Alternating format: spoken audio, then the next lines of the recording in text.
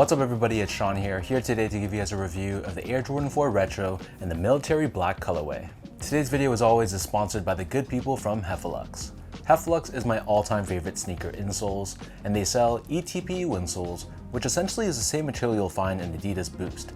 So if you're looking to add some additional comfort inside your shoes, be sure to check out their website, which I've linked down below in the description box. You'll see they sell a variety of different insoles, so depending on the type of insole density and the cushioning setup you're looking for, you're going to find there's an insole suitable for anyone. So I've been a paying customer of Heffelux for years now, and to me, I personally find them to be very comfortable. So if you guys want to check them out and try a pair for yourself, be sure to use the code SEANGO at checkout and get 15% off your entire purchase. So this is the latest Air Jordan 4 Retro to release, and this is a brand new colorway which dropped on May 21st.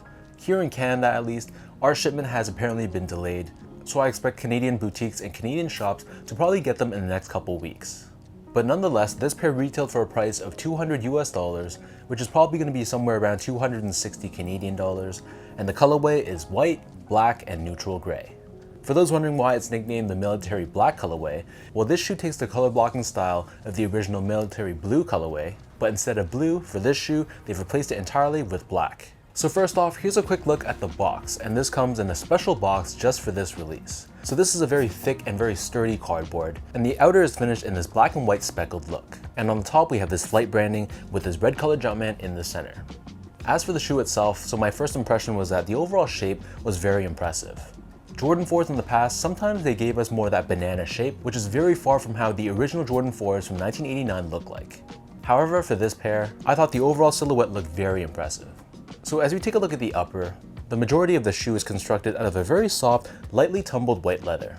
Surrounding the front toe cap, we have this gray colored suede, which has a little bit of a scratchy feel to it, but it feels like a very thick cut of suede. Moving downwards, we have this black colored lace crown, which covers the bottom 3 eyelets, and then in between this, we have that signature netting, which is finished in white with a layer of black textile underneath.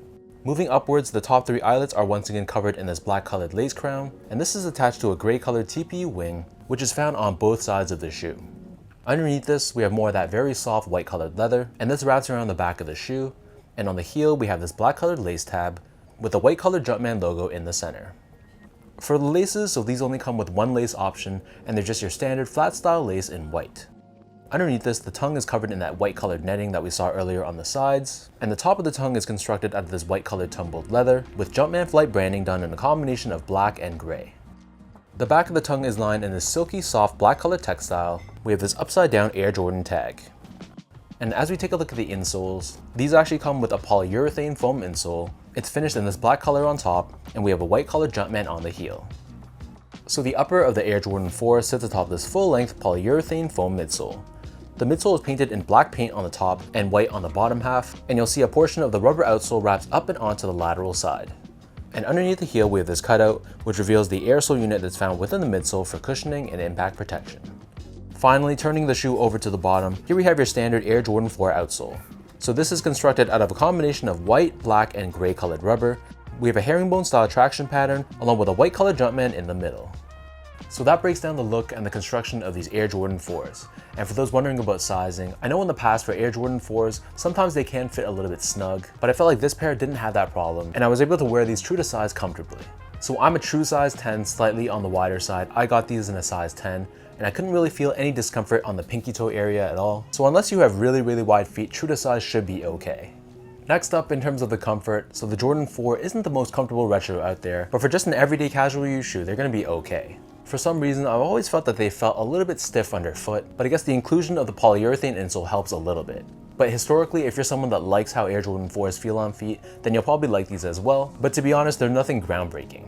Finally, in terms of the overall quality and craftsmanship, so first off, material quality, I thought it was pretty nice. While the suede used was okay at best, I really like the white leather that they used. You run your fingers across it, you can tell that it's a very nice natural leather. And I'd say that it's above average, especially when you compare it to the leather used on other general release Air Jordans.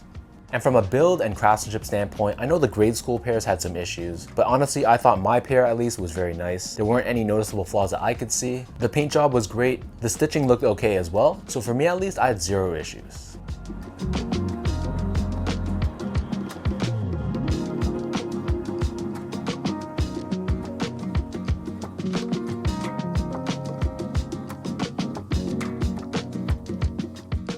With all that out of the way now, let me lace these up and I'll show you guys how these look.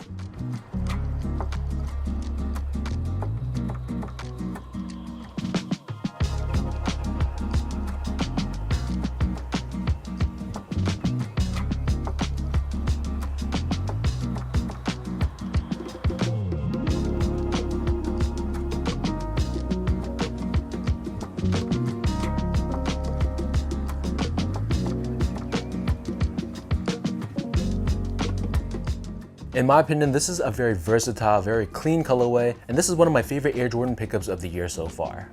Obviously, this being black, white, and gray, you can wear this with pretty much anything you want, and honestly, you could have fooled me and said this was an OG colorway. So let me know in the comment section down below what you guys think about this military black Air Jordan 4. What are your overall thoughts on this colorway? And for those watching, were you guys able to grab these for retail? Did you take an L, or did you pick these up on resale? If you guys like this video, be sure to like, comment, and subscribe to my channel if you haven't yet. You can follow me on Instagram at esco8, check me out on Twitter at sean.go, and visit my website at seango.ca. So until next time, thank you so much for watching. Hopefully you guys enjoyed this video, and hopefully this review helped you, and I'll catch you guys all in the next one.